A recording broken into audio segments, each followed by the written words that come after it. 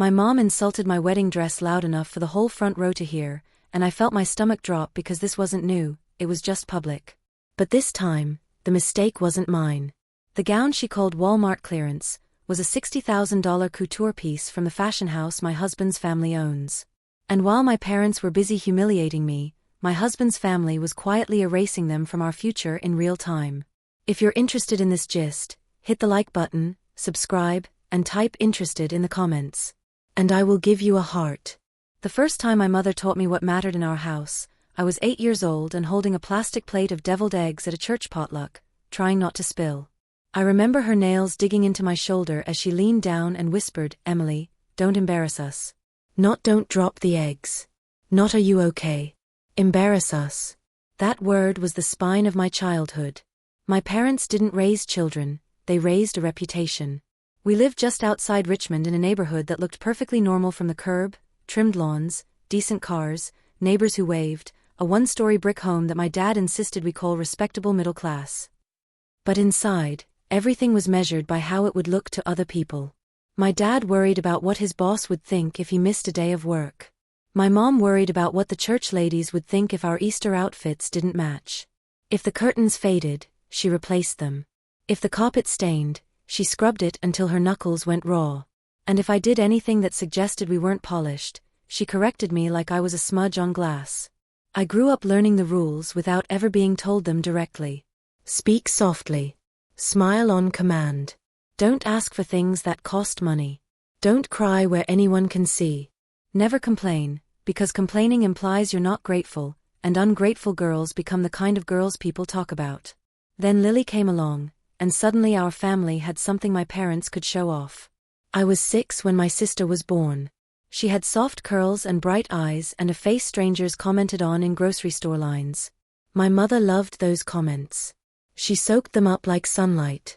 She told the story for years about how a nurse looked at Lily and said, "This one's going to break hearts." My mother never told a story like that about me. When I was little, I used to wonder if something about me was missing, like maybe I was born without whatever ingredient makes people light up. As Lily grew, my parents treated her like a prize they'd won. They dressed her like a doll. They photographed her constantly. They introduced her as our bright, talented Lily, like her name was a brand and I was the unpaid assistant behind it. In family photos, Lily was always centered. If the lighting was bad, my mother would adjust the angle until Lily's face glowed. If my hair was messy, she would smooth it down quickly, not because she cared about me, but because my messiness ruined the picture. In school, Lily was the girl teachers praised, the one they said had star quality. I was the one they thanked for being responsible. And in our house, responsibility was not a compliment. Responsibility was a function. It meant you were useful.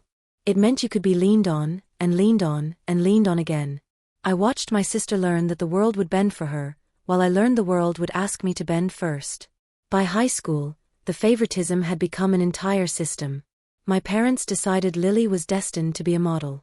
Not just because she was pretty, but because modeling was a visible kind of success. It was the kind you could point to. The kind you could brag about at church. They poured money into headshots, classes, investment pieces for her wardrobe, heels that she practiced walking in across our living room carpet while my mother clapped and my father nodded like a proud coach. Meanwhile, I was working part-time at a grocery store and then at a pharmacy, picking up shifts wherever I could, trying to keep my own life afloat. I went to community college because it was cheaper, because I didn't want debt, because nobody offered to help me like they helped Lily. My mother framed it as practicality. Emily's sensible, she'd say. Lily has potential. And that word potential became the excuse for everything. Potential was why Lily got new clothes and I got you don't need that. Potential was why Lily's dreams were funded and mine were treated like hobbies. Potential was why my parents could look at me, tired and overworked, and still feel justified. I didn't hate Lily. That's the complicated part. I loved my sister the way you love someone you grew up protecting, even when they don't need protection. But I hated what our parents made of us. I hated being cast as the support beam while she was the chandelier. I hated that when Lily cried, the house stopped, and when I cried, my mother told me to pull myself together because people might hear. I started shrinking to avoid conflict.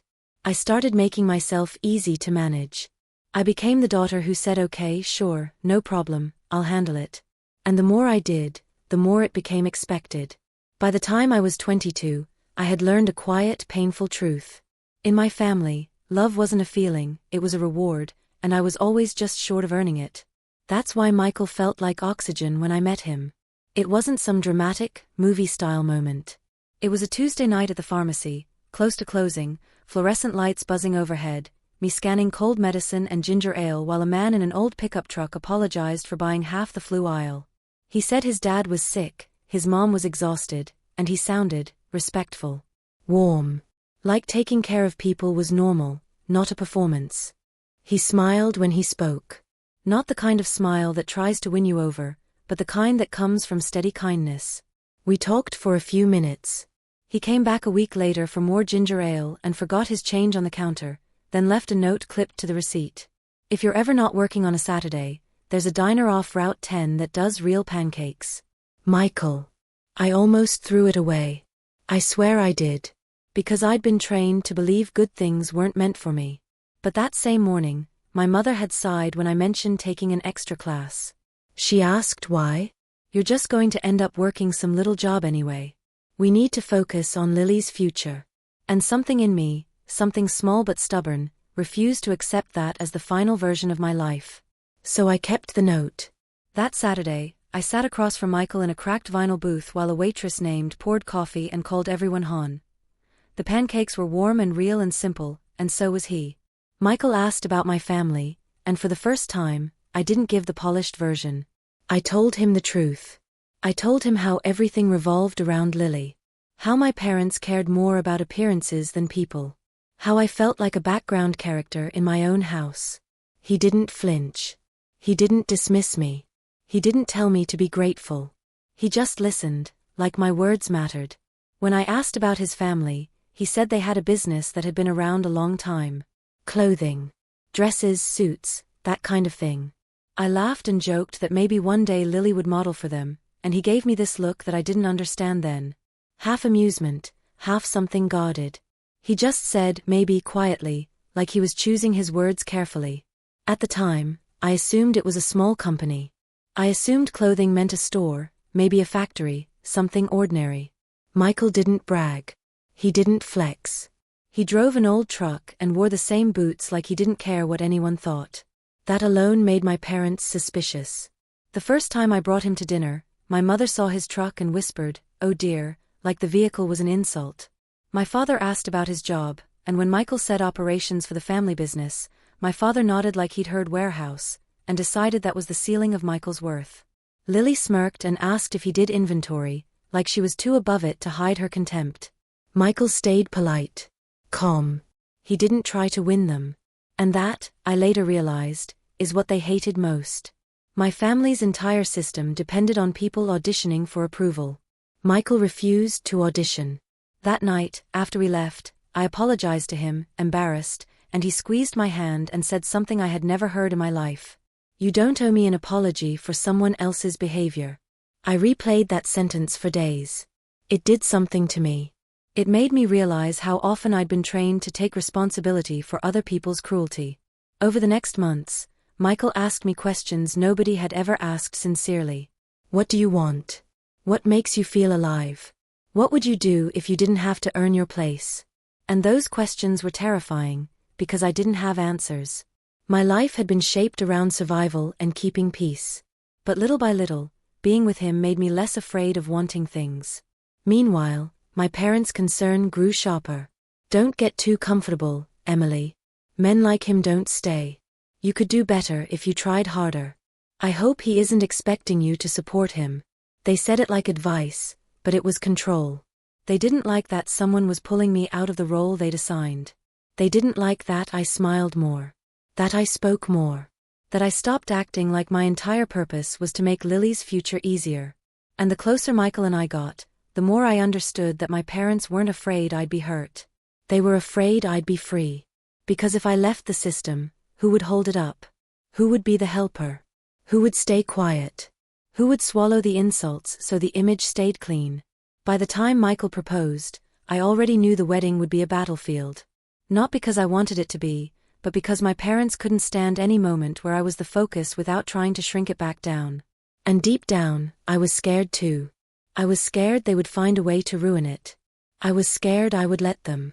But what I didn't know yet, what I couldn't have predicted, was that my mother's cruel little comment about a cheap dress at the wedding wasn't going to be the worst moment of the day. It was going to be the moment the power finally shifted, in front of witnesses, in front of the people my parents had always wanted to impress, and with consequences they couldn't talk their way out of. The engagement didn't soften my parents, it sharpened them. Once there was a ring on my finger, they treated my life like a presentation they had to approve, a storyline they had to manage, a social event they could either brag about or quietly apologize for. My mother's first question wasn't, "Are you happy?" It was, "Where is the venue, and who's invited?" My father's first concern wasn't my relationship, it was whether Michael could provide, said in that tone people use when they're really talking about status.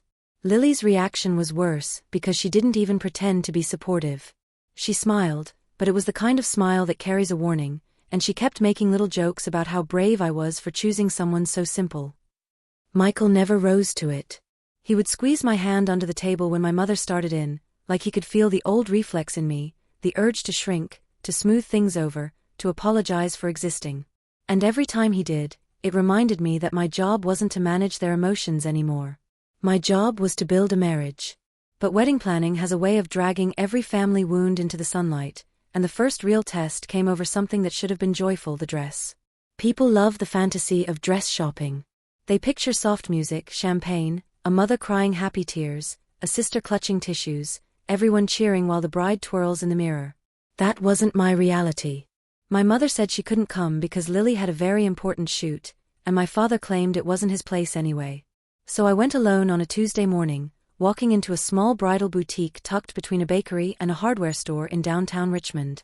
The bell chimed when I opened the door, and the smell inside was clean and warm, fabric perfume, something like fresh steamed silk. The owner, a woman in her late 50s named Marianne, looked up and smiled like she recognized the loneliness on my face without me having to explain it. "Shopping by yourself today, sweetheart?" she asked gently. I nodded, and I tried to make it casual, like it didn't sting. "Seems that way." She didn't pity me, which I appreciated. She just said, "Then we'll do it the right way," and led me past racks of gowns glowing under soft lights. Lace, satin, tulle, beadwork, dramatic trains, structured bodices, dresses that looked like they belonged in magazines my mother used to flip through with hunger in her eyes. It was overwhelming, not because I wanted extravagance, but because I'd never been taught I was allowed to want something beautiful just for me. I touched a sleeve of embroidered lace and admitted quietly, "I don't even know what I'm supposed to look for." Marian rested her hand on my arm like she was grounding me. "Then we look for something that feels like you." That sentence hit me harder than it should have. Something that feels like you. No one in my family ever asked what felt like me. They asked what looked right. They asked what would impress. They asked what would photograph well. They asked what wouldn't embarrass them. So I tried on dress after dress, and each one felt like a costume. Too poofy, too glittery, too tight, too dramatic, too loud. I kept seeing my mother's face in my head, judging, and I hated that even absent, she still had a grip on the moment. Then Marianne disappeared into the back and returned carrying a gown covered in a garment bag like it was something fragile. When she unzipped it, I saw ivory silk with a subtle sheen, a fitted bodice, clean lines, nothing screaming for attention. It was simple in the way real elegance is simple, like it didn't have to prove itself. I slipped into it, and when I stepped onto the pedestal and faced the mirror, I actually stopped breathing for a second. It didn't turn me into someone else. It made me look like the version of myself I'd been trying to reach for years, calm, steady, quietly sure. I turned slightly and watched the skirt move like water. Marianne's eyes softened. "That's the one." I felt a laugh bubble up, but it came out shaky because my first thought wasn't joy, it was fear. "My mother will hate it." Marianne gave me a look that was equal parts amused and protective. "Then it's definitely the right one," she said, and for the first time that day I smiled like it wasn't borrowed. I opened my mouth to ask the price, already bracing to be disappointed. Before I could, Marianne stepped away and said, "Give me a moment," and she disappeared to the back again. When she returned, she wasn't alone. A tall, elegant woman with silver-streaked hair walked out beside her, posture perfect, presence quiet but unmistakable.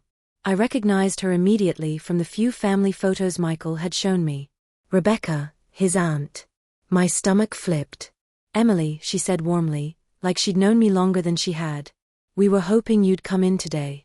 I stared at her. You knew I was coming? Rebecca smiled the way someone smiles when they've seen the full picture and you've only seen a corner. Michael told us you might stop by soon.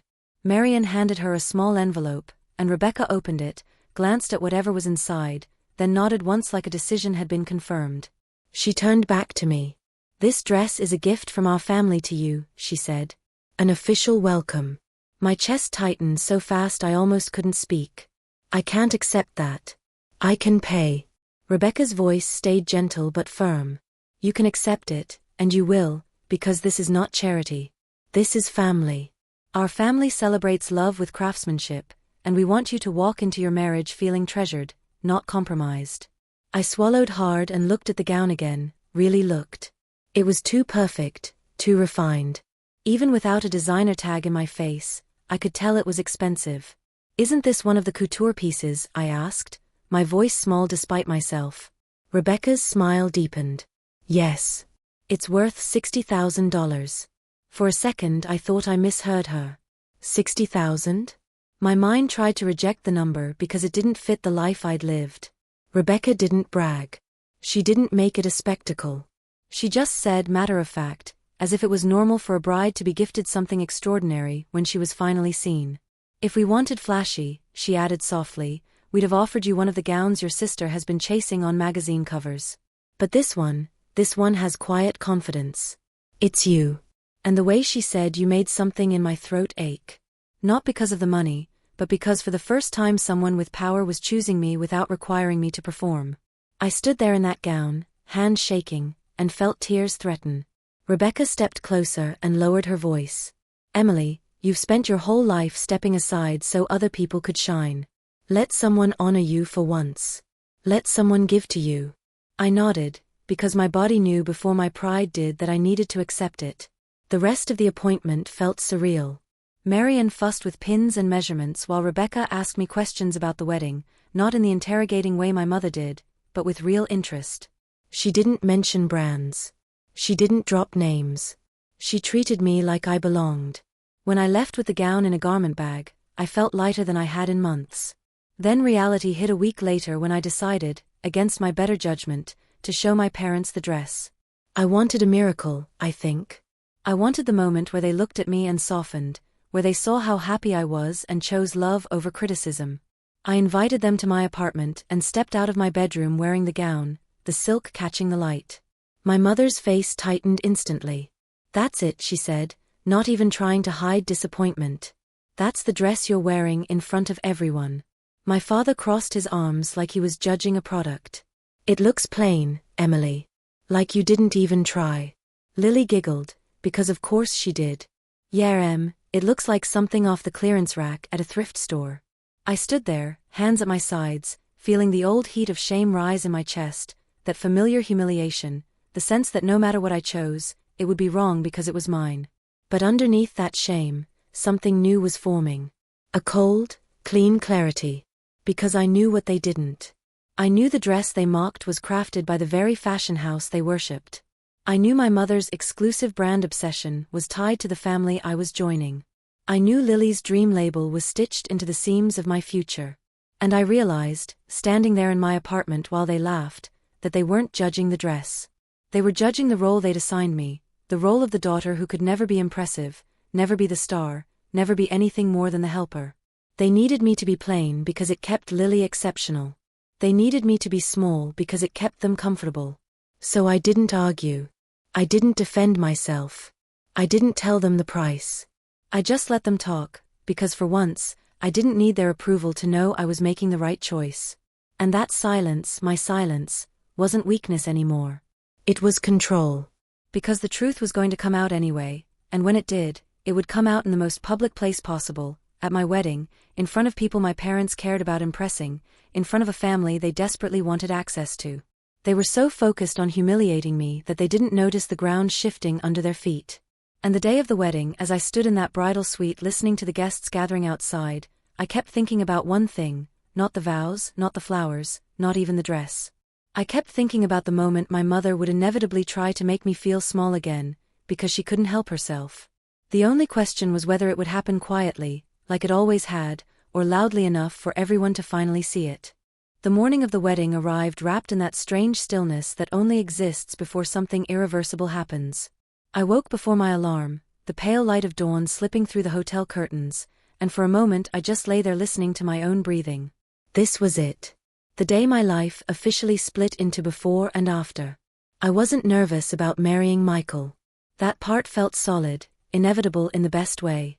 What tightened my chest was the knowledge that my parents would be there, that Lily would be there, that decades of carefully contained tension would be compressed into a single room filled with witnesses. I showered slowly, letting the hot water steady me, repeating Michael's words in my head like a mantra: "You don't have to manage them, you don't have to fix them." The bridal suite was already buzzing when I arrived, hairstylists unpacking tools, makeup artists setting up palettes, my bridesmaids chatting softly. Michael's mother kissed my cheek and told me I looked radiant even before the dress, and something about the sincerity in her voice nearly undid me. Rebecca arrived soon after, elegant as always, carrying herself with the calm authority of someone who never needed to announce who she was. She checked on the dress personally, smoothing the silk with reverent hands, like it mattered because I mattered. When it was time to put it on, the room quieted. The gown slipped over my shoulders like it was made for that exact moment, the fabric cool and grounding against my skin. As they fastened it, I caught my reflection and felt that same quiet certainty return. This wasn't armor. It was truth. Then, like clockwork, my parents arrived. I heard my mother before I saw her, heels clicking, voice carrying. She scanned the room, her eyes immediately cataloging everything: the flowers, the decor, the people. Lily followed close behind, wearing something tight and trendy, already posing in her own reflection. My mother's gaze finally landed on me, and I saw it, that flicker of disappointment she never quite hid. She stepped closer, lips pursed. "That's the dress," she said flatly. I nodded. Yes. She tilted her head, scrutinizing. "It's very simple." I forced a calm smile. "It's exactly what I wanted."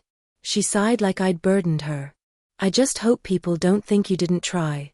Lily smirked and added, "It's understated. Not exactly memorable." Rebecca was standing right there. So was Michael's mother. I saw the subtle tightening in their expressions, but they said nothing. They didn't need to. This wasn't their battle. My mother leaned in closer, lowering her voice but not enough. "You know, Emily, today reflects on all of us." I stood straighter. "Today reflects on me," I said evenly. Her eyebrows shot up, surprised by the resistance, but before she could respond, the coordinator announced it was time. The ceremony itself passed like a dream, sunlight filtering through the venue windows, Michael's face soft and steady as he took my hands, the vows grounding me in the present. For those minutes, my parents disappeared from my mind entirely. All that existed was the life we were choosing together. But the reception brought them back in full force. As guests mingled, I noticed my mother already holding court, telling anyone who would listen about how hard weddings are, how stressful it was to pull everything together. I watched Lily glide from group to group, soaking in attention, making sure people knew she was the sister. The first crack came during dinner. Michael's parents were seated at the head table with us, while my parents sat just close enough to feel important. My mother leaned over to a woman across from her and laughed, loud enough for the table to hear. "I just wish Emily had chosen something a bit more elevated for her dress. It's sweet, but you know how she is. Always practical." My fork paused midair. I felt Michael's hand close around mine under the table. Across from us, Rebecca's gaze sharpened, but she still said nothing. The speeches followed. Michael's father spoke first, welcoming me into their family with warmth that made my chest ache. Then Michael spoke, his voice steady as he talked about partnership, respect, and choosing each other every day. When it was my parents' turn, my mother took the microphone. She smiled too wide. "Emily has always marched to the beat of her own drum," she said, laughter rippling uncertainly through the room. "We didn't always understand her choices, but we hope she'll grow into this next chapter." My face burned. Lily giggled. Then came the moment I'll never forget. As music swelled and guests turned their attention back to dancing, my mother leaned toward a table near the front and said it again, louder this time, slicing through the noise. "Good Lord, Emily, that dress looks like something off a clearance rack at Walmart. I thought you'd at least try not to embarrass us today." Silence fell in a radius around her like a dropped plate. Every fork stopped. Every whisper died. I stood there, bouquet trembling in my hand, staring at the two people who had taught me my entire life that public image mattered more than private kindness. For a heartbeat, the old reflex kicked in: apologize, smooth it over, make it easier for everyone else. Then I felt something else, a solidness, a line I couldn't step back over. I didn't cry. I didn't raise my voice. I simply met her gaze and said nothing. Rebecca stood. She didn't rush. She didn't look angry. She looked composed, deliberate. "May I?" she said, taking the microphone from the stunned coordinator. Her voice carried effortlessly. "I think there's been some confusion." She gestured toward me. Emily's gown is a one-of-one couture piece from Cotter & Rowe. Hand-cut, hand-stitched, commissioned specifically for her. Its value is $60,000. A murmur swept the room. My mother's face drained of color. Lily froze mid-sip. Rebecca continued calmly. "Not that its value has anything to do with why it's beautiful. It's beautiful because it suits the woman wearing it." She turned to my parents. "We're quite proud to welcome Emily into our family." The silence that followed was deafening. My father stared at the table. My mother opened her mouth, then closed it.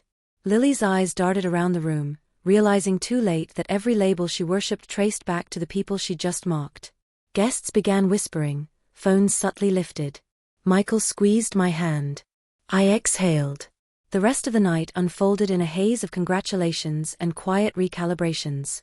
People who'd laughed politely at my mother's comments earlier now avoided her gaze. Michael's family surrounded me with warmth, shielding me without smothering. My parents kept to themselves, their confidence visibly shaken. And for the first time in my life, I didn't feel like I needed to fix it. Because the truth had finally spoken for itself, and it had done so louder than I ever could. The night didn't end with applause or shouting or some dramatic confrontation, the way people imagine when they hear the story later. It ended with something far more unsettling for my parents. It ended with them being seen. After Rebecca's words settled into the room, the energy shifted in a way I could physically feel, like a pressure change before a storm. Conversations resumed, but softer, edged with curiosity. People glanced at me differently now, not with pity or indulgence, but with respect, and occasionally with embarrassment for having laughed along earlier. My mother sat rigid at her table, fingers clenched around her wine glass, her smile frozen in a way that made it clear she didn't know how to recover. My father barely spoke, nodding absently when spoken to, his eyes fixed somewhere far away as if recalculating everything he thought he understood. Lily disappeared for nearly 20 minutes, and when she returned, her makeup was flawless but her eyes were red, the confidence she usually wore like a second skin cracked just enough to show panic underneath. I stayed where I was, accepting congratulations, hugging friends, laughing softly with Michael's cousins, letting the moment be what it was without chasing it or explaining it. That restraint was new for me. In the past, I would have rushed to smooth things over, to reassure my parents, to minimize myself so they could stand taller. But standing there in that room, I realized something fundamental had changed. I didn't owe anyone an explanation anymore. Not about my dress, not about my marriage, not about my worth. Later, when the music slowed and guests drifted toward the dance floor, my mother finally approached me. Her posture was stiff, her expression tight with something that looked like confusion layered over anger. "Emily," she said sharply, "what was that?" I met her eyes calmly. That was the truth. Her voice dropped. "You humiliated us." I shook my head slightly. "No. You humiliated yourselves. You mocked me in front of everyone." I didn't say a word. "You need to understand how this looks," she insisted. "People are talking." I glanced around the room, where people were indeed talking, smiling, celebrating. "They're talking because you chose to insult your daughter at her wedding," I said. "And because you didn't know who you were speaking to." Her lips thinned. "You could have told us." I leaned closer, my voice low but steady. "Would it have changed how you treated me before today?" She didn't answer. That silence was answer enough. She huffed and turned away, muttering something about disrespect and embarrassment. I watched her go without chasing her. That alone felt like crossing an invisible line I'd been standing behind my entire life. Michael found me moments later and brushed his thumb over my knuckles. "You okay?" I nodded. "Better than okay." He smiled, pride unmistakable in his eyes. The reception wound down slowly after that. People hugged us goodbye, some lingering to tell me how beautiful the ceremony was, how perfect the dress looked, how lucky Michael was. A few made pointed comments about strength and grace that told me they understood more than they said out loud. When the last guest left and the staff began clearing tables, my parents were nowhere to be seen. They'd left early without a word. Lily, too. The absence was loud, but it didn't hurt the way it once would have. Instead, it felt like space. The next morning, I woke up in the hotel room Michael and I had booked for the night, sunlight spilling across the sheets. For a moment, I forgot everything. Then it came back in flashes, the dress, the comment, Rebecca's voice cutting through the room. I braced myself for the familiar crash of guilt or anxiety. It didn't come. What came instead was clarity. My phone buzzed on the nightstand. A message from my mother. "We need to talk." I stared at it for a long moment before setting the phone face down. Michael stirred beside me. "You don't have to answer that now," he murmured. "I know." And for the first time, I truly believed it. The drive back home later that day was quiet, but not uncomfortable. We talked about small things, plans for the honeymoon, what groceries we'd need when we got back, mundane details that anchored us in the life we were building. Somewhere between exits, my phone buzzed again. This time it was Lily. I ignored it. Not out of spite, but because I wasn't ready, and I finally trusted myself enough to honor that. 2 days passed before I spoke to my parents. 2 days where I let myself exist without bracing for their reactions. When I finally agreed to meet them, it was on neutral ground, a quiet cafe near their house. They arrived together, already seated, hands folded like they were waiting for a meeting with a superior. My mother looked tired. My father looked older. I sat across from them and waited. My father cleared his throat first. "We were shocked, Emily." That's all he said. I nodded. "I imagine you were." My mother jumped in, her tone defensive. "You should have told us who Michael's family was. We made assumptions."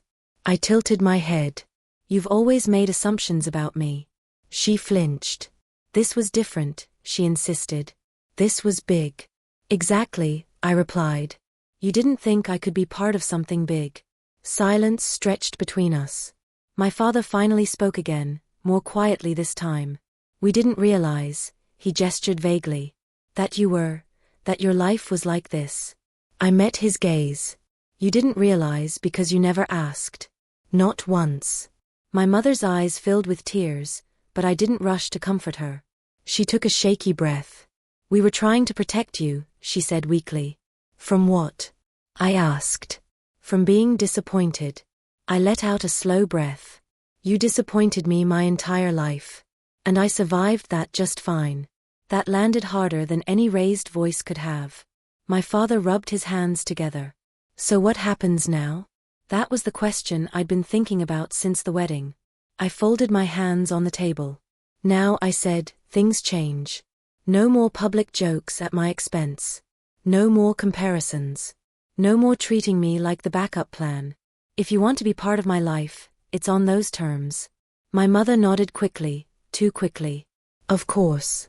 We can do that." I studied her face. "This isn't about saying yes today," I continued. "It's about doing it consistently. Over time. If you slip back into old patterns, I will step back. Without drama. Without explanations." My father swallowed. "You'd really do that?" I met his eyes. "Yes. And I meant it." That was the moment I saw something shift. Not magically, not completely, but enough to matter. They realized I wasn't negotiating. When we stood to leave, my mother hesitated, then reached out and touched my arm. "You looked beautiful," she said quietly. I gave a small nod. "Thank you." It wasn't forgiveness. It was acknowledgement. And that was enough for that day. As Michael and I walked back to the car, he squeezed my hand. "You handled that with incredible grace." I smiled faintly. "I'm just tired of shrinking." He nodded. "You don't have to anymore." And as we drove away, I realized the real aftermath of that wedding wasn't the shock or the whispers or the money attached to my dress. It was the moment I stopped needing my parents to see my worth in order to believe in it myself. That realization didn't just change that day. It changed everything that came after. The weeks after the wedding felt strangely quiet, like the calm that settles after a long storm finally moves on. Not peaceful exactly, but still, as if the world was waiting to see what I would do next now that the role I had played my entire life no longer fit. I noticed the change most in myself. I no longer flinched when my phone buzzed. I no longer rehearsed explanations in my head before conversations that hadn't even happened yet. For the first time, I wasn't bracing. That absence of tension was disorienting. My parents kept their distance at first, which I had asked for, but I could feel their attention hovering, cautious and uncertain. My mother sent a few careful messages, neutral in tone, asking how the honeymoon planning was going, whether we needed anything. My father sent none, which was its own form of communication. Lily, however, broke the silence first. She showed up at my apartment unannounced one afternoon, standing in the hallway with her arms crossed like she used to when she was younger and didn't know how else to hold herself. I almost didn't open the door. Old habits urged me to avoid the discomfort, to delay, to smooth things over later. But I opened it anyway. She looked different without the usual armor of confidence. No dramatic outfit, no practiced smile, just jeans, a sweater and tired eyes. We stood there awkwardly for a moment before she spoke. "I didn't know," she said. Her voice was sharp, defensive, but underneath it I heard something else. Fear. I stepped aside to let her in. The apartment felt small with her in it, filled with memories of us growing up in the same house but living entirely different lives. She paced for a moment before stopping in front of the window. "You made me look stupid," she said finally. I leaned against the counter, arms folded. "You did that yourself." She spun toward me. "You knew what Carter and Roe meant to me. You knew I'd been trying to get in with them for years. And you just sat there and let me embarrass myself." I held her gaze. "You embarrassed me my whole life, Lily. Publicly. Casually. You laughed when Mom did. You joined in when Dad dismissed me. And I never once saw you stop them." She opened her mouth to argue, then closed it. Her shoulders sagged. "That's not fair," she muttered. "I was a kid. I didn't know any better." "You're still doing it," I said quietly. "Just in a different way." She sank onto the couch, rubbing her face. "They never told me they were pressuring you," she said. "They never told me how much you worked, what you gave up. They just said you were fine. That you liked helping." I laughed once, short and bitter. "Of course they did. It made you easier to elevate." She looked up at me then, really looked, as if seeing me clearly for the first time. "You always seemed so steady," she said.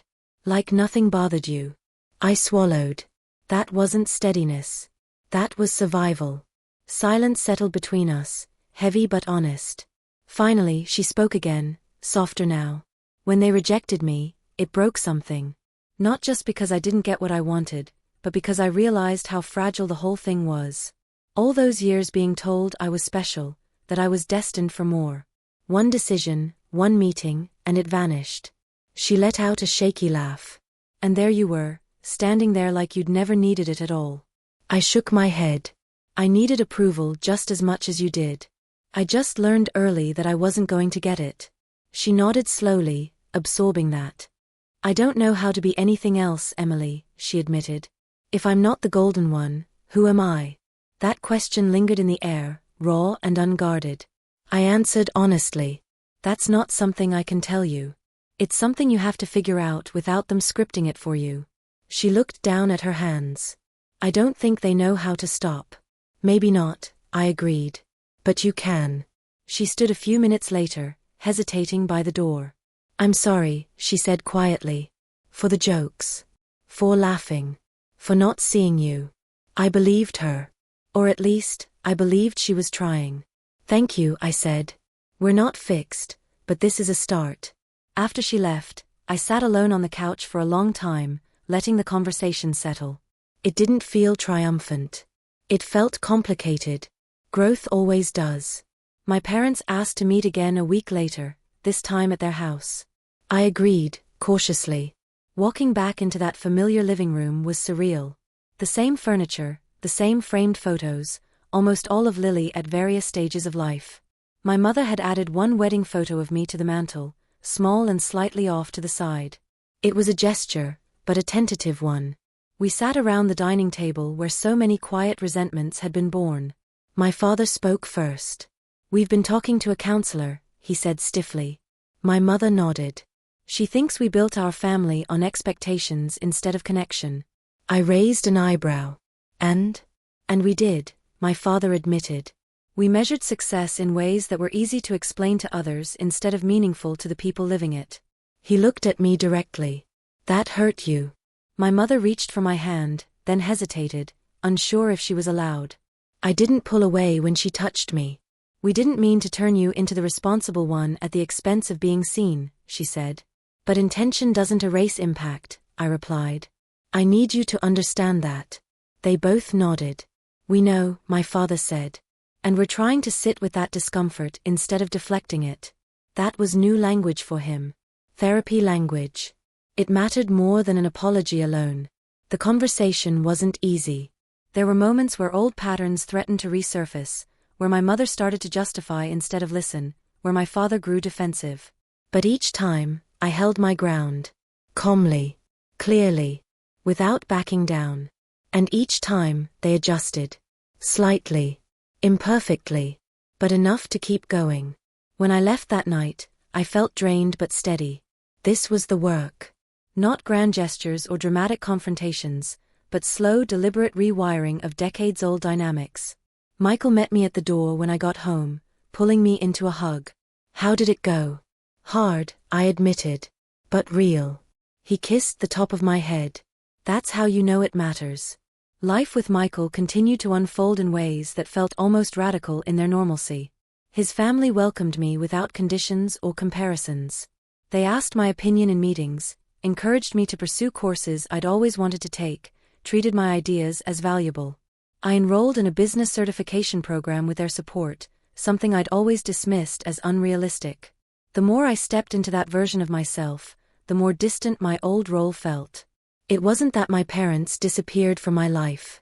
It was that they were no longer the axis around which it revolved.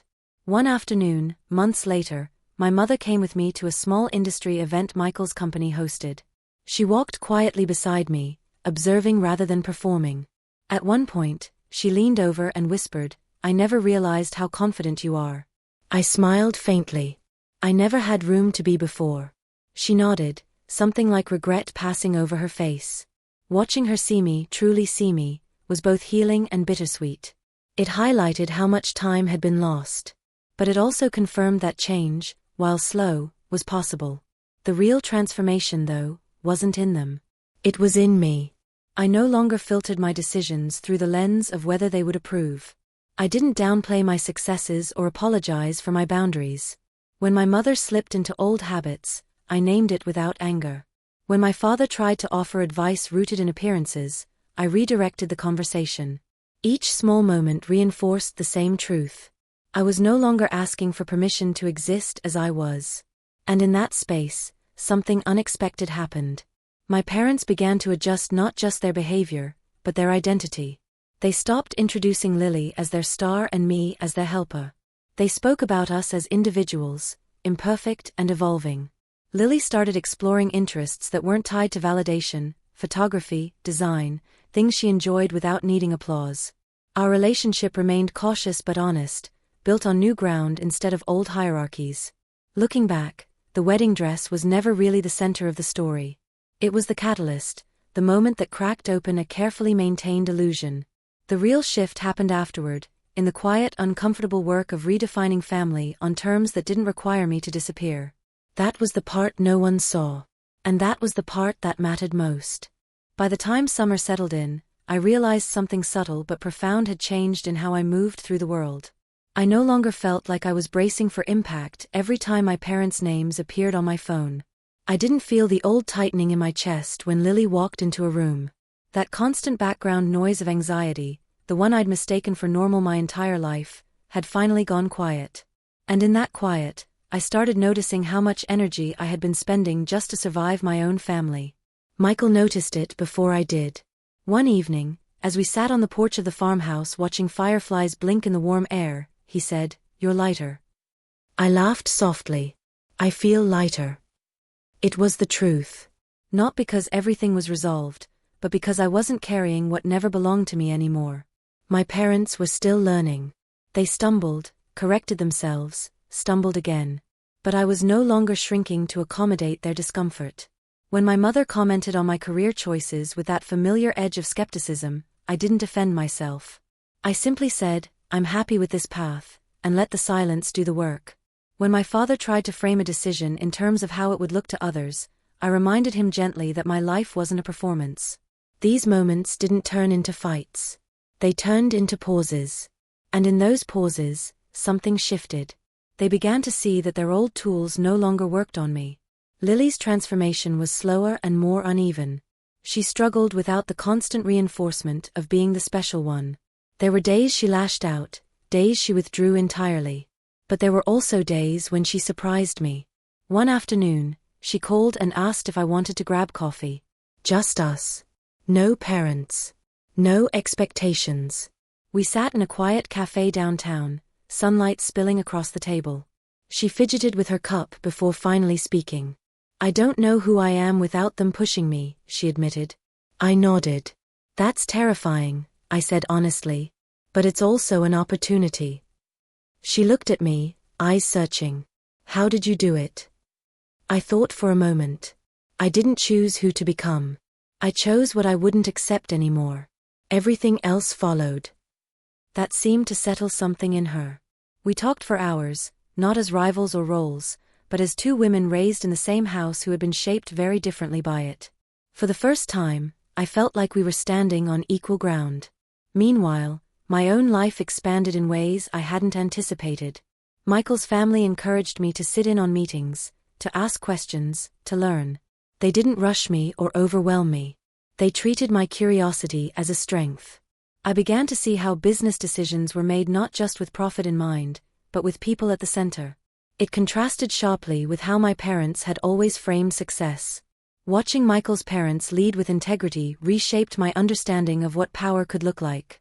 It didn't have to dominate. It could support. That realization was liberating. I enrolled in additional courses, pushed myself intellectually in ways I'd once been afraid to attempt. Each small achievement reinforced a sense of competence that had nothing to do with external approval. When my parents found out, my mother said, "I didn't realize you were so ambitious."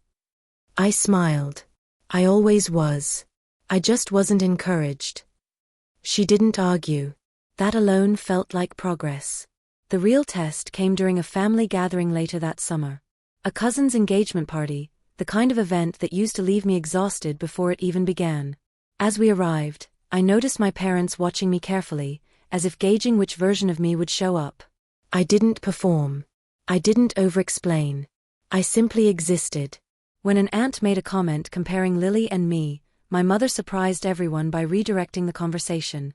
"They're both doing well in their own ways," she said firmly. I caught her eye and nodded slightly. It wasn't perfect. It wasn't loud. But it mattered. Lily noticed too. She squeezed my hand under the table, a small gesture that spoke volumes. Later that night, as Michael and I drove home, I felt a quiet sense of closure settling in. Not the kind that ties everything up neatly, but the kind that allows you to stop replaying the same scenes over and over. I realized I no longer needed my parents to become different people for me to feel whole. I needed myself to stay different. And I was doing that. The dress, the wedding, the revelation of Michael's family's wealth, all of it had been dramatic, yes. But the real shift was internal. I wasn't proving my worth anymore. I was living it. That realization changed how I approached everything, from family to career to the way I spoke to myself. The old voice that whispered "you're not enough" had lost its authority. In its place was something steadier, kinder, and far more powerful. And that, more than any couture gown or moment of public vindication, was the true turning point of my story. By early fall, the novelty of confrontation had worn off, and what remained was something far more difficult and far more important: consistency. Standing up to my parents once had been dramatic. Standing firm over time required discipline. It meant resisting the urge to slide back into old roles when things felt uncomfortable. It meant letting awkward silences exist without rushing to fix them. It meant accepting that growth, real growth, often feels slower and messier than forgiveness montages make it look. I noticed this most clearly during phone calls. My mother still slipped sometimes, still framed questions in ways that hinted at comparison or control. Lily is thinking about taking a photography class, she'd say, followed by a pause that once would have prompted me to reassure her that Lily was talented, special, destined. This time, I simply said, that sounds like something Lily should decide for herself. And then I waited.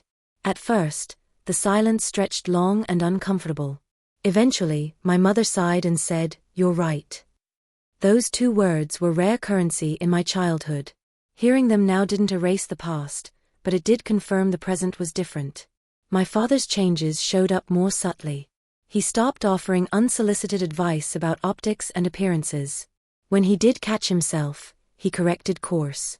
One evening over dinner he started to say, "People might think," then stopped mid-sentence, cleared his throat and said, "What matters is whether you're satisfied with the decision." I looked at him, surprised. He met my gaze, a little embarrassed, but resolute. That moment told me more than any apology ever could. Lily, on the other hand, was living through a kind of quiet identity crisis. Without the constant affirmation of being the golden child, she felt exposed. She confided in me more than she ever had, often late at night when the bravado dropped. "What if I'm not good at anything?" she asked once, her voice small. I didn't sugarcoat it. "You're good at plenty of things. You just never had to learn how to fail safely." That hit her hard, but it was true. For the first time, she was experiencing what I had lived with my entire life, uncertainty without a safety net of praise. And strangely, that shared vulnerability began to soften the sharp edges between us. We weren't competing anymore. We were learning alongside each other. My own days grew fuller. I split my time between work, coursework, and gradually taking on small responsibilities within Michael's family business. Nothing ceremonial, nothing performative. Just real work. Research, branding analysis, customer feedback. When I presented my first independent proposal, my hands shook slightly. Not because I doubted the work, but because old patterns die hard. I was used to being dismissed. Instead, Michael's parents listened. They asked questions. They challenged my assumptions respectfully. And at the end, his mother smiled and said, "You've thought deeply about this. Let's explore it further." I went home that night buzzing with something close to disbelief. That validation, grounded and earned, felt radically different from praise based on appearance or potential. It was anchored in substance. Slowly, I began to understand that my parents' obsession with image hadn't just hurt me emotionally. It had distorted their understanding of value itself. They had confused visibility with worth.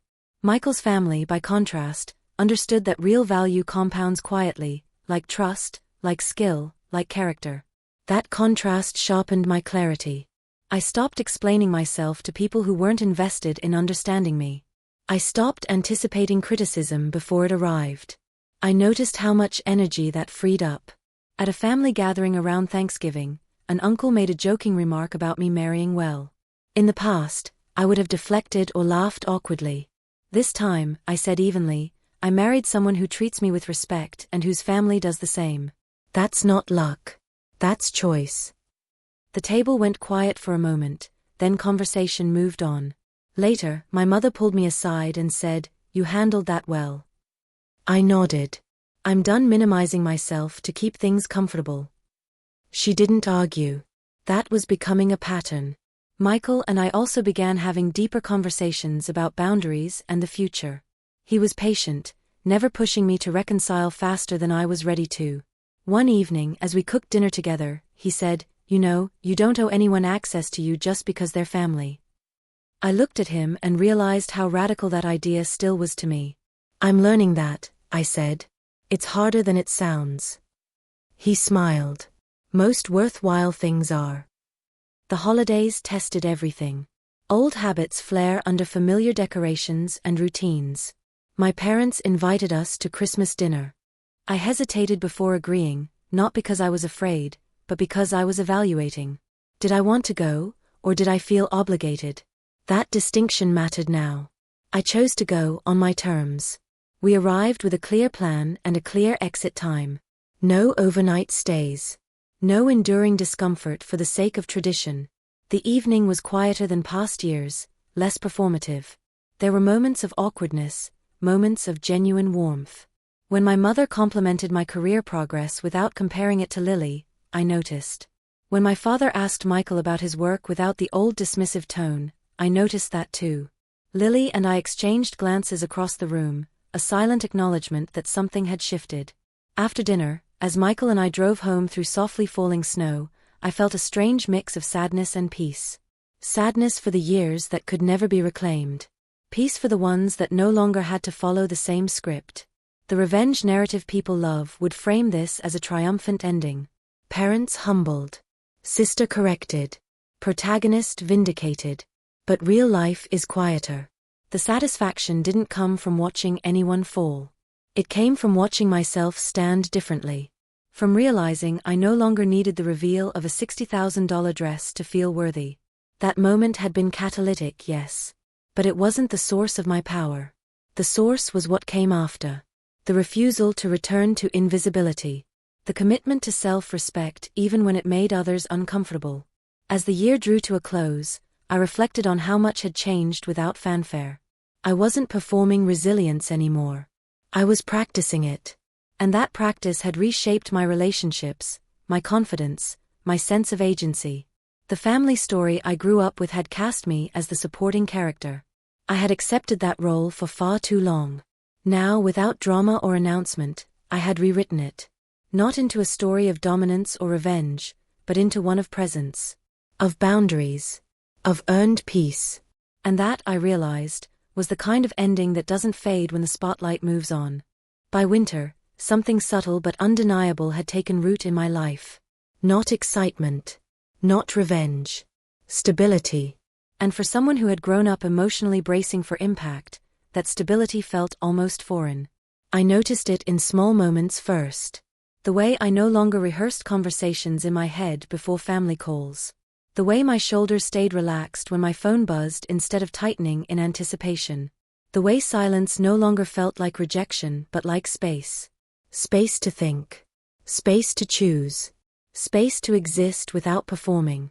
My parents continued therapy, and while they never announced breakthroughs, their behavior spoke louder than words. My mother stopped framing conversations around appearances. When she asked how work was going, she asked about the work, not the perception of it. My father stopped offering career suggestions disguised as warnings. He listened more than he spoke. Sometimes I could see him catching himself mid-pattern, recalibrating. That effort mattered. It didn't erase the past, but it acknowledged it. Lily's evolution was the most unpredictable. Without the constant scaffolding of praise, she floundered at first. She bounced between ideas, careers, identities, unsure who she was without applause. One night she called me in tears, saying she felt invisible. The irony wasn't lost on either of us. "Welcome to the club," I said gently. Then I added, "It's not as empty as it feels. You just have to build something real now." That conversation marked a turning point. For the first time, she wasn't competing with me or performing for our parents. She was simply asking for help. Not validation. Guidance. And I gave it, not as the older sister who always cleaned up messes, but as an equal. Someone who had learned the hard way how to survive without approval. Meanwhile, my own identity continued to expand. The business courses I'd enrolled in grew more demanding, but also more exhilarating. Concepts that once felt abstract began to click. Marketing strategy. Brand integrity. Long-term positioning. I realized that growing up under constant scrutiny had given me an acute understanding of perception, but without integrity it was hollow. Now I was learning how to align substance with message, not mask one with the other. Michael noticed the change too. One evening, as we reviewed notes at the kitchen table, he looked up and said, "You know, you're really good at this." I laughed it off instinctively, then stopped myself. "I know," I said. And I meant it. That moment felt bigger than it should have. For most of my life, confidence had felt like arrogance, something reserved for people like Lily. Claiming competence felt almost rebellious. But I was done shrinking my achievements to make others comfortable. At work, Michael's family continued to treat me as a contributor, not an accessory. When I made mistakes, they addressed them directly, without drama. When I succeeded, they acknowledged it without spectacle. That consistency built trust. And trust, I learned, was far more powerful than praise. It allowed me to take risks without fear of annihilation. It allowed me to speak honestly without cushioning every sentence. Around this time, the story of my wedding began to circulate beyond immediate circles. Not as gossip, but as a kind of quiet legend. People loved the reveal, the irony of the cheap dress. But what surprised me was how often people approached me privately to say, that part where you finally stood up for yourself, that hit home. The dress was the hook. The boundaries were the real story. I started receiving messages from women I barely knew, sharing their own experiences of being minimized, compared, dismissed. I realized how universal that pain was, and how rarely it was named. That realization didn't inflate my ego. It grounded me. It reminded me that my experience wasn't unique, but my response could be intentional. My parents invited us for dinner again in early spring. This time, I accepted without hesitation. Not because everything was fixed, but because I no longer felt at risk of disappearing. During the meal, my mother mentioned Lily's new photography project, but without the old reverence. Just interest. My father asked me about my coursework and actually waited for the answer. At one point, my mother said quietly, "I've been thinking about that dress." I looked up. Not the price, she clarified. The way you carried yourself that day. You didn't flinch. I didn't understand it then, but I do now. I let that land. It wasn't an apology. It was recognition. Sometimes that's the bridge. After dinner, Lily and I sat on the porch steps, watching the evening settle. "I used to think you were weak," she admitted. "I know," I said. She nodded. "Turns out, I just didn't know what strength looked like when it wasn't loud." That statement stayed with me. Strength doesn't announce itself. It accumulates. It's quiet choices made consistently. It's boundaries held without spectacle. It's knowing when to speak and when to walk away. As the months passed, Michael and I began planning our future more intentionally. Not just career-wise, but relationally. We talked about what kind of family culture we wanted to build. What behaviors we would not normalize. What patterns would stop with us. Those conversations felt grounding, not heavy. We weren't reacting anymore. We were designing. One afternoon, while sorting through old boxes, I found childhood photos. Birthday parties where I stood slightly off-center. Family vacations where Lily was always in the middle. I studied those images without bitterness. They told a story, but not the whole one. The rest of the story was unfolding now, shaped by choice rather than assignment. I realized something then that surprised me. I didn't want revenge anymore. Not because I'd forgiven everything, but because I no longer needed it to validate my worth. My parents' recognition, while meaningful, was no longer the axis of my self-concept. I had internalized something sturdier. Self-trust. And that changed everything. When people asked how it felt to win, I corrected them. I didn't win, I said. I stopped losing myself. That distinction mattered. Winning implies someone else had to lose. This wasn't zero-sum. This was reclamation. The wedding dress hadn't changed my value. It had exposed a lie. The lie that worth is determined by price tags, labels, or proximity to power. I had lived under that lie for years. Stepping out of it felt like stepping into sunlight after a long winter. Looking back, I understand why the moment resonated so strongly with people. It wasn't about luxury. It was about misjudgment. About the danger of underestimating someone who has learned to survive quietly. The real risk my parents took wasn't mocking the dress. It was assuming I would continue to accept that role. They were wrong. And that wrong assumption changed everything. By the time summer approached, my life felt spacious. Not perfect. Not dramatic. Just solid. I had work that challenged me. Relationships that respected me. A sense of direction that didn't depend on approval. And perhaps most importantly, I had learned to sit with discomfort without surrendering my boundaries. That skill, I realized, was priceless. Far more valuable than any couture gown. Because while a dress can command attention for a moment, self-respect reshapes an entire life. And that was the legacy I was building now. Quietly. Intentionally. One choice at a time. By late summer, the story everyone thought they knew had settled into something much quieter and much more dangerous for old patterns. The public version had frozen at the wedding. The whispered punchline. The $60,000 reveal. The parents embarrassed into silence. But real consequences don't live in viral moments. They live in what happens afterward, when the audience goes home and you're left alone with the truth.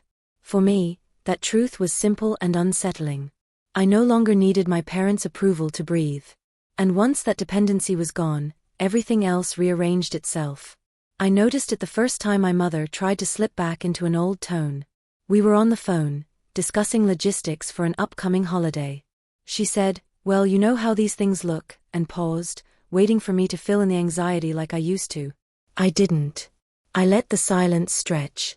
Finally, I said, "If it doesn't feel right, we won't attend." No explanation. No justification. Just a statement. There was a long pause on the other end. Then a quiet, "Okay." That was new. Not agreement. Acceptance. The difference matters. Acceptance means the power dynamic has shifted. You're no longer negotiating your worth. You're stating your limits. Lily struggled the most with that shift. Without the familiar hierarchy, she didn't know where to stand. Sometimes she tested it, making sharp jokes disguised as self-deprecation, waiting to see if I'd step back into the old role of reassuring her, diminishing myself to prop her up. I didn't. I stayed present, but I didn't rescue. And slowly, she stopped performing. One afternoon, she admitted something she'd never said out loud. "I don't know who I am if I'm not the one they're proud of." I answered honestly. "You get to find out now." That terrified her. But fear is often the doorway to growth. My own growth accelerated in ways I hadn't anticipated. The more I trusted myself, the more decisive I became. At work, I stopped softening my ideas before presenting them. I spoke clearly, directly, and people responded. Not because I was louder, but because I was precise. Michael noticed it too. He said once, half smiling, "You've stopped asking permission to exist." He was right. That permission had always been imaginary, but the habit of seeking it was deeply ingrained. Breaking it felt like learning a new language. At first, clumsy. Then fluent. Around this time, Michael's mother asked me to join a strategic meeting. Not to observe. To contribute. The room was filled with people who had spent decades in the industry. Designers. Executives. Planners. I felt the familiar flicker of imposter syndrome, then recognized it for what it was. An old reflex. Not a warning. I spoke anyway. I outlined a branding adjustment that aligned heritage craftsmanship with modern transparency. No buzzwords. No theatrics. Just clarity. When I finished, the room was quiet. Then one of the senior partners nodded and said, "That's the direction we've been circling but couldn't articulate." That moment didn't make me proud. It made me calm. Like something clicked into place. I wasn't pretending. I was participating.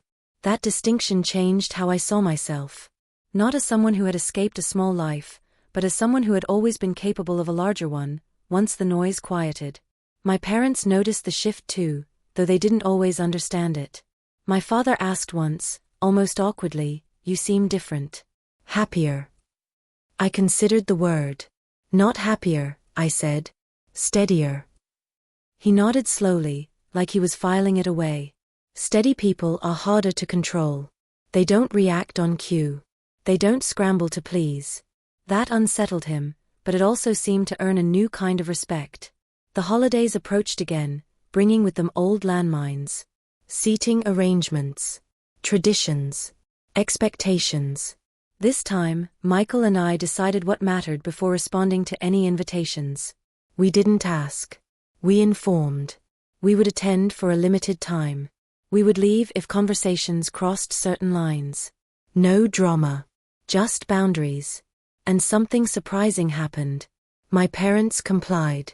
Not perfectly, but enough. Lily slipped once, making a comment about marrying into luck. I met her eyes and said calmly, "Don't reduce my life to that." She flushed and nodded. The moment passed. No explosion. No guilt spiral. Just correction. That was when I understood something important. Boundaries aren't ultimatums. They're information. And when delivered without anger, they give people a chance to adjust. Not everyone will. But those who do reveal themselves. As winter approached again, the story faded further into the background. Fewer people mentioned the dress. Fewer eyes searched my reactions for drama. That was fine. The spectacle was never the point. The point was the internal shift that followed. I started mentoring a younger colleague who reminded me painfully of myself at her age. Talented. Quiet. Constantly apologizing. One day, after a meeting, she said, "I'm not sure I belong here." I told her, belonging isn't granted. It's claimed. She looked startled. Then thoughtful. I recognized that look. It was the beginning of something. At home, Michael and I talked about children someday. About what we would teach them. About what we would never normalize. We agreed on one thing immediately. No one in our family would earn love by disappearing. That was the line. The one that stopped with us. One evening, as we reviewed old wedding photos, Michael paused on one image. My parents in the front row. Their expressions frozen between disdain and confusion. He said quietly, "That was the last time they underestimated you." I smiled, but not triumphantly. "No," I said. "That was the last time it mattered." That difference felt important. Underestimation loses its power when you no longer internalize it. By the end of the year, my parents invited us to a small anniversary dinner. Just the four of us. No audience. No performance.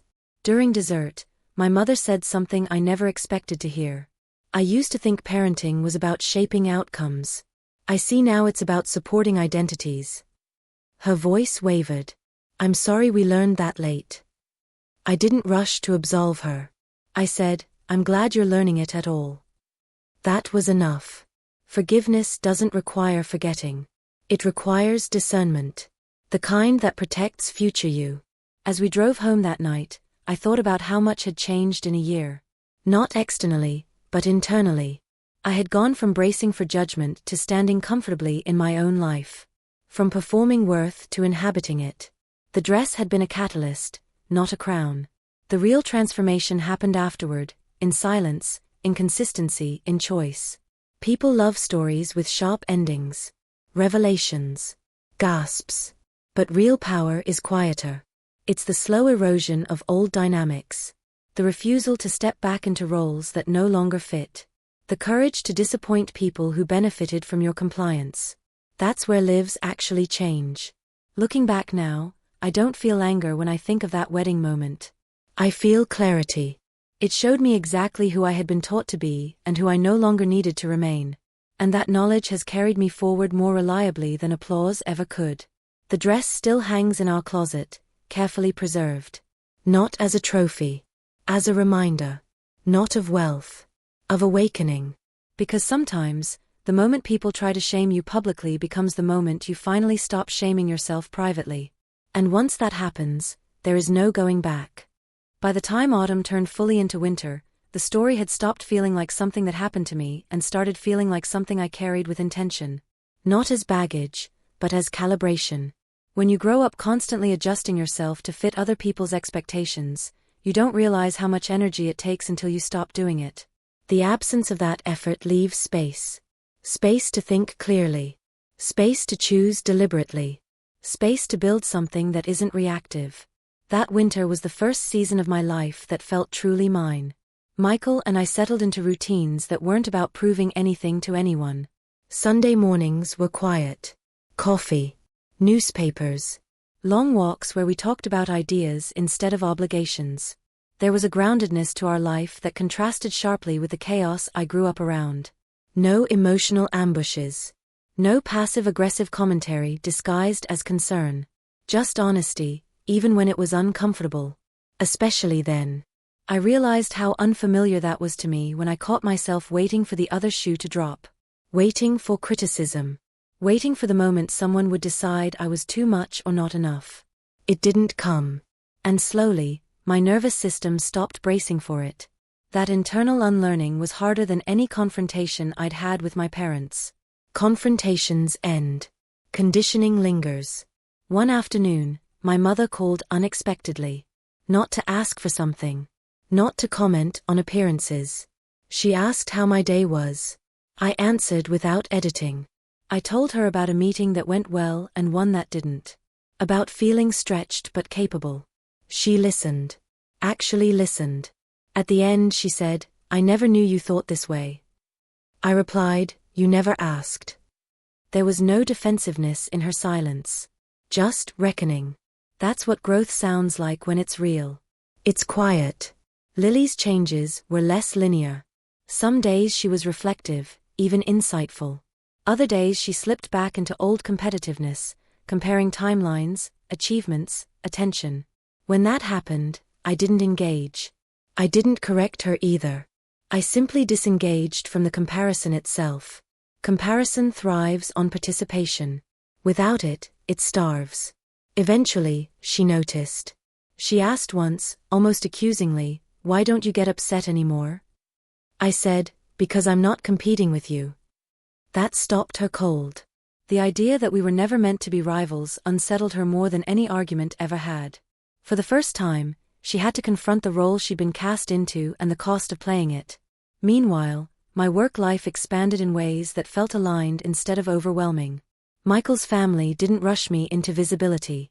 They gave me responsibility. There's a difference. Visibility feeds ego. Responsibility builds competence. I was entrusted with projects that mattered, not because of my last name, but because of my judgment. When I made mistakes, they were treated as data, not character flaws. That alone was revolutionary. I learned to separate who I was from how something turned out. That distinction had never existed in my childhood. Success meant approval. Failure meant withdrawal. Here, outcomes were just outcomes. The absence of emotional punishment freed me to take smarter risks. And I did. I proposed initiatives I would have previously buried under self-doubt. Some succeeded. Some didn't. None defined me. That stability fed into everything else. Even my body changed. I slept better. Ate without anxiety. Laughed more easily.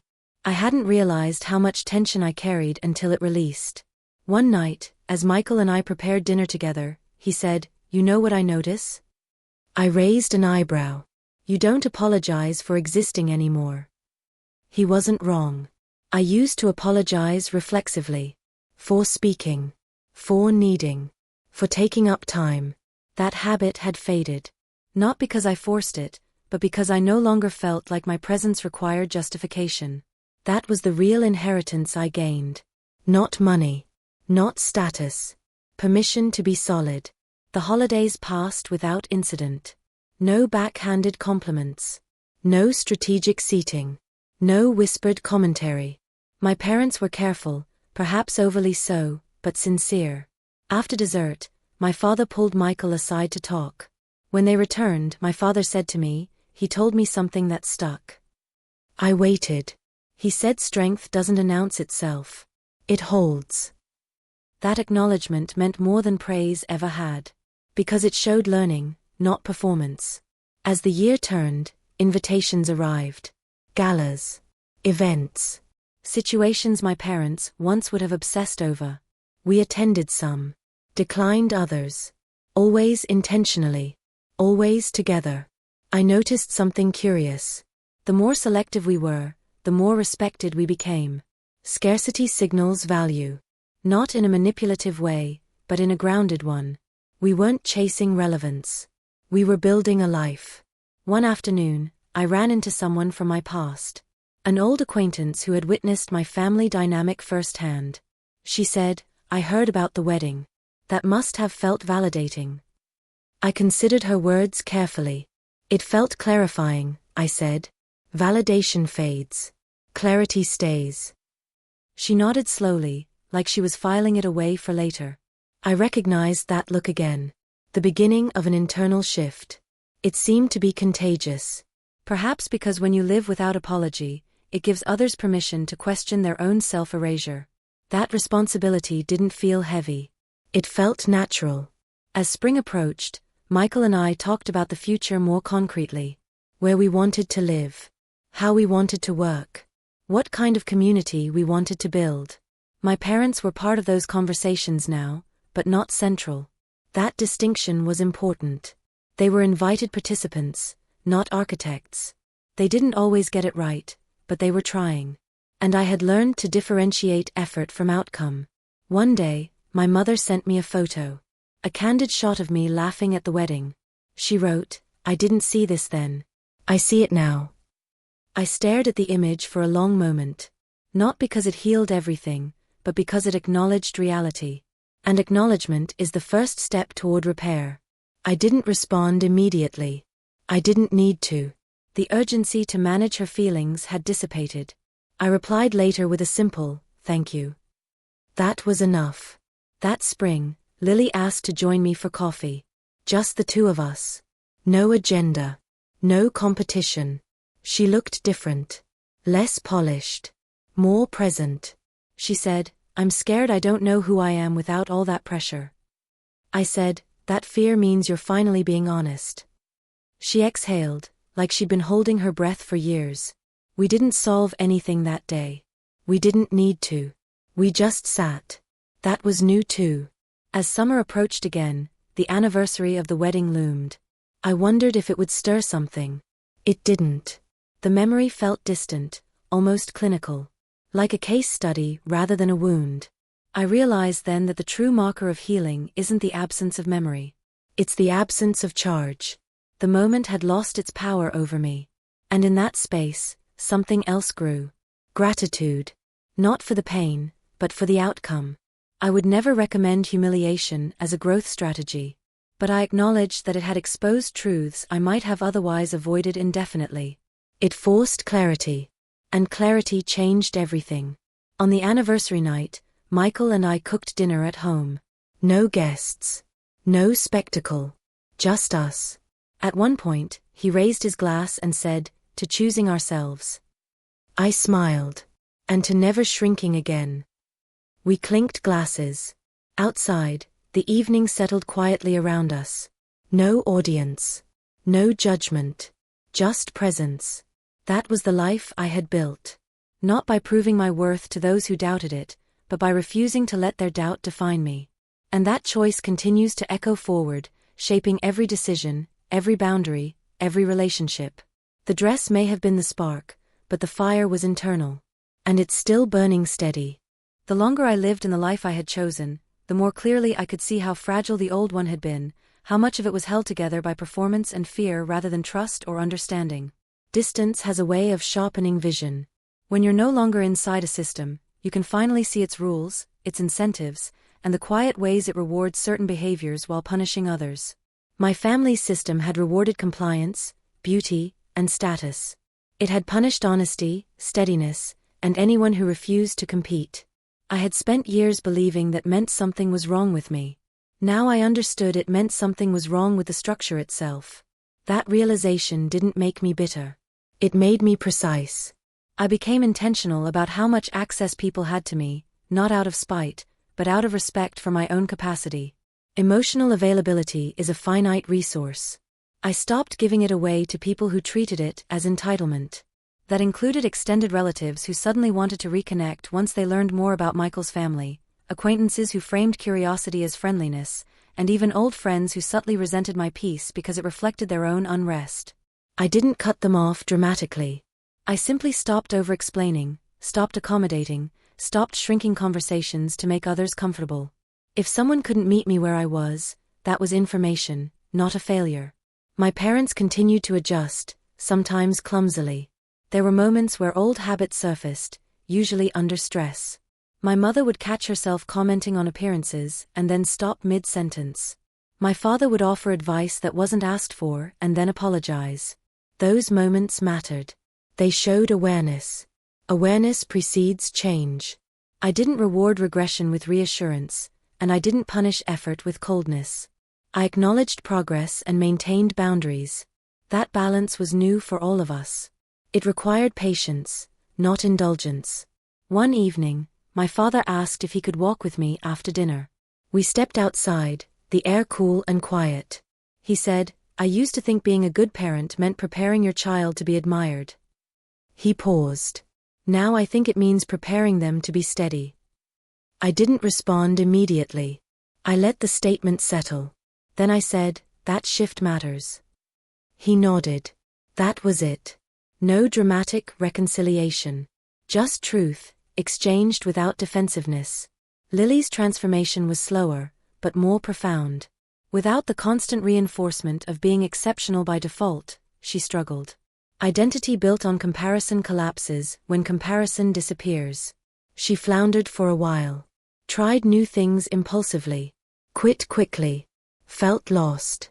For the first time, she came to me not to compete, but to ask. She asked how I knew what to pursue, how I trusted myself. I told her the truth. I didn't know. I just stopped outsourcing my worth. That concept unsettled her. Outsourcing worth had been her entire upbringing. But slowly, she began experimenting with interests that had nothing to do with approval. Photography. Editing. Work that required patience rather than applause. When she showed me her first serious project, she didn't ask if it was good. She asked what I saw. That question alone told me something fundamental had shifted. My work continued to grow, but I resisted the urge to tie my identity to momentum. Growth is intoxicating, especially when it follows deprivation. But I had learned that unexamined ambition recreates the same traps under new names. I measured success differently now. Was I sleeping well? Was I honest in my relationships? Was I present in my body? Those were my metrics. Everything else was secondary. Michael noticed the difference too. One night he said, "You don't move like someone trying to earn space anymore." I smiled.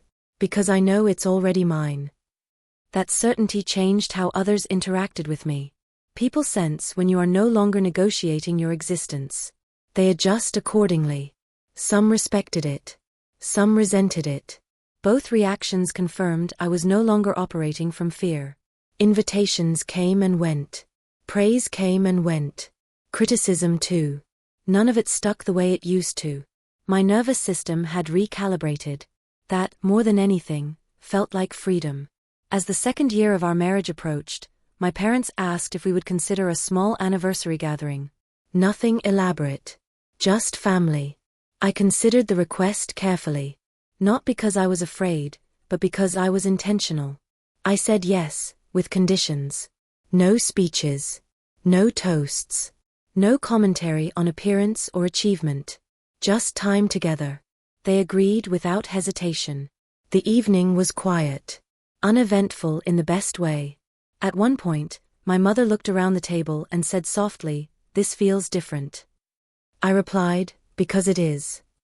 She nodded, as if finally understanding that peace doesn't require spectacle. After dinner, Lily lingered while the others cleared plates. She said, "I used to think you were hiding. Now I see you were protecting yourself." I corrected her gently. I wasn't protecting myself then. I was surviving. This is protection. She absorbed that distinction slowly. I could see the gears turning. Not every lesson needs to be taught.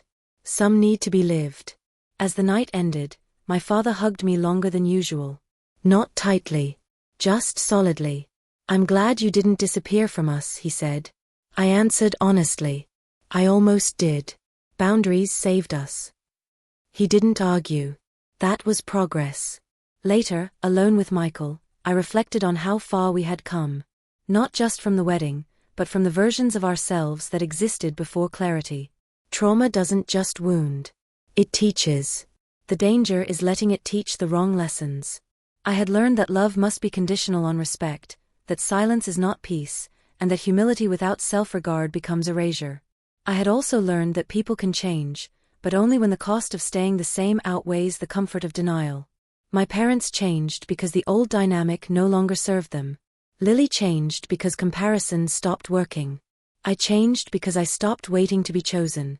That was the through line. Choice.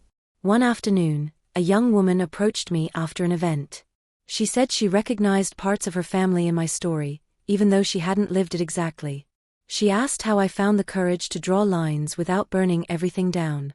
I told her the truth. You don't draw lines to punish people. You draw them to protect yourself. What survives after that was meant to. She thanked me, eyes bright with something like relief. I recognized it. The moment someone realizes they're allowed to stop bleeding quietly.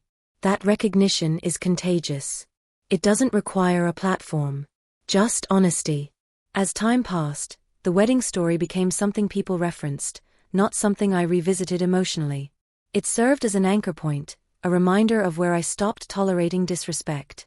It didn't define me. It clarified me. That distinction mattered. I refused to let my identity calcify around a single moment, no matter how transformative. Growth requires motion. So I kept moving, learning, adjusting, refining. The family dynamics continued to evolve. Some days were easier than others. But the foundation had changed. There was no going back to the old hierarchy. It had lost legitimacy. Authority without respect doesn't survive exposure. And exposure had already happened. Quietly, thoroughly. As another year unfolded, I realized something else. The people who mocked my dress had lost the right to narrate my life long before that day. I had simply taken it back. And in doing so, I hadn't humiliated them. I had revealed myself. The difference is subtle, but critical. Humiliation seeks dominance. Revelation seeks truth. Truth does not need to shout. It stands. That is what I carry forward now. Not anger. Not resentment. But a grounded knowing of who I am and what I will no longer accept. That knowledge continues to shape every choice, every relationship, every boundary. It is quiet. It is firm. And it is permanent. By the time the third year of my marriage arrived, I no longer thought of my past as something chasing me. It had settled into its proper place, behind me, informative but no longer directive. There is a difference between remembering and reliving. For most of my life, memory had been a loop. Same scenes, same words, same judgments replayed whenever I tried to step forward. Now memory felt like a map. I could trace where I'd been without getting lost there again. That shift didn't happen all at once. It happened through repetition, through choosing myself consistently enough that my nervous system finally believed the choice was permanent. Stability is learned. Safety is practiced. I learned both by refusing to negotiate my worth ever again. My parents continued showing up differently. Not perfectly, but intentionally. When they slipped, they corrected themselves without being prompted. When they didn't understand something, they asked instead of assuming. The need to be admired had loosened its grip on them. They were aging into humility, and while I wished it hadn't taken so much damage to get there, I recognized the courage it took to change it all. Lily, too, was becoming someone I could know outside of rivalry. She stopped measuring herself against imaginary standards and started paying attention to what actually sustained her. One afternoon, she admitted something I never expected to hear. "I was scared of you," she said. "Not because you were weak, but because you were steady. I didn't know how to be that." I didn't respond with reassurance or minimization. I simply said, "You can learn." That was enough. My work evolved as well. I stepped into leadership roles with a clarity I hadn't possessed before. I no longer over-prepared to compensate for insecurity. I trusted my voice. People responded to that trust. Not with awe, but with respect. The difference mattered. Respect endures. Awe evaporates. Michael remained my anchor, not because he rescued me, but because he never needed to. Partnership, I learned, isn't about being saved. It's about being supported while you do your own work. We built routines that prioritized presence over performance. Morning walks. Quiet dinners. Conversations that didn't revolve around productivity or status.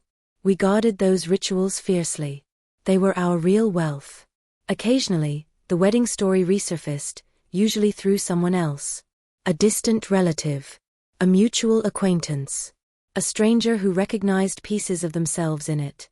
Each time, I told it with less emotion and more precision. Not as a spectacle, but as a case study in boundaries. That was important to me. Stories lose their power when they become caricatures. I wanted this one to remain grounded. Because humiliation was never the point. Clarity was. One evening, long after the drama had faded, my mother asked me something unexpected. If we hadn't changed, she said carefully, would you still be in our lives? I considered the question honestly. No, I replied. I would have grieved you and moved on. She nodded, tears welling but unshed. Thank you for staying. I answered just as honestly. Thank you for changing. That exchange closed a chapter one hadn't realized was still open.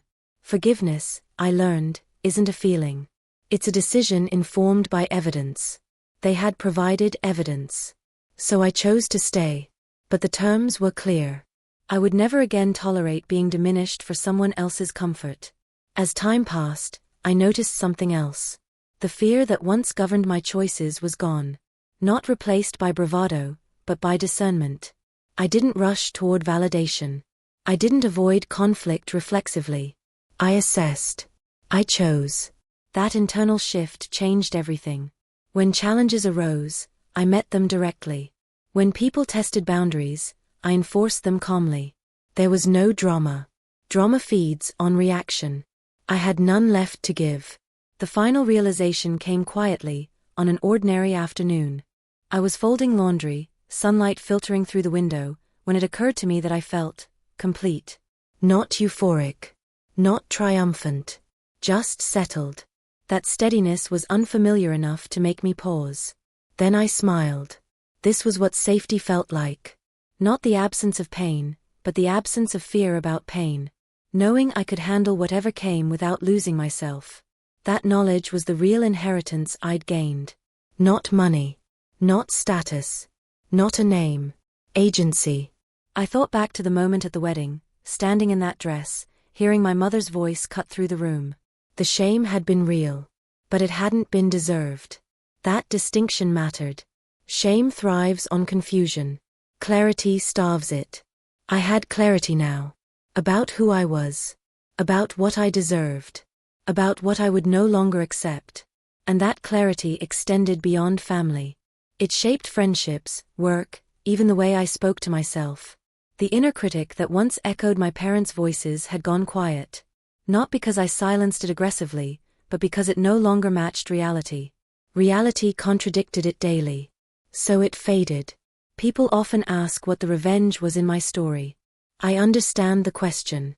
We're conditioned to expect fireworks. Collapse. Public humiliation mirrored back. But that was never my goal. Revenge implies fixation. I chose release. The real consequence wasn't that my parents were embarrassed or that Lily faced rejection. The real consequence was that I stopped accepting a role that diminished me. Everything else followed naturally. Power shifts when participation ends. That is the part most people miss. If you are listening to this and recognizing yourself in any part of it, hear this clearly. You do not need to prove your worth to people who benefit from you doubting it. You do not need to perform gratitude for crumbs. And you do not need to stay silent to keep the peace when the peace costs you your dignity. Boundaries are not threats. They are information. They tell people how to treat you and what happens if they don't. Those who respect you will adjust. Those who don't will reveal themselves. Either way, you gain clarity. That clarity is priceless. My life today is quieter than it used to be. Fewer highs. Fewer lows. More depth. More truth. I no longer chase moments that validate me because I live inside a reality that sustains me. And when I think about that wedding dress, the one that caused so much reaction, I don't think about its price. I think about how it felt. Light. Balanced. Unapologetic. Exactly like the woman wearing it. That woman is still here. Still choosing herself. Still refusing to shrink. And she will never again mistake tolerance for love or silence for harmony. That is where the story truly ends. Not with applause. Not with humiliation. But with a woman who knows her worth and lives accordingly.